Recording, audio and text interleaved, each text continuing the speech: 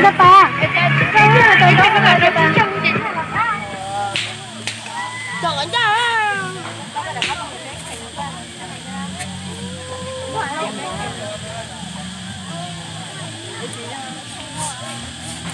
Rồi bữa đông mà đi qua thôi đợi nó xe.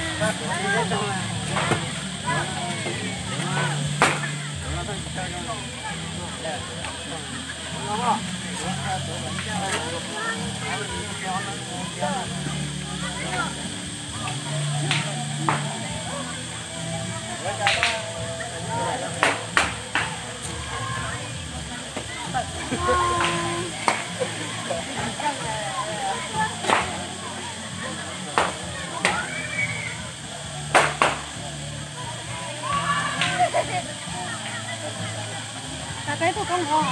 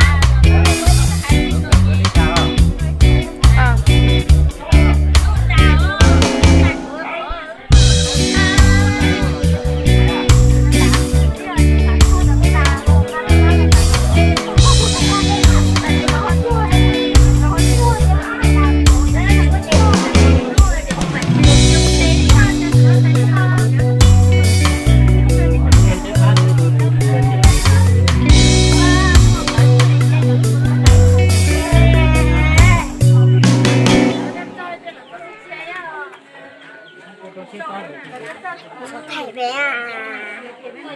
Cô này thích con. Chị không có tôi về tép thì không có chị mua chị. Con lấy chỗ có nhau á thì cho lâu vậy nó chuyện. Thân sai ở chỉ tôi là lại tiếc sẽ xiên không. Mẹ tay chị cứ sắp là chị nữ ý lăng hầu rau hả? Sao thì tiền liền. Thì nói gì thì tôi ba hết đây.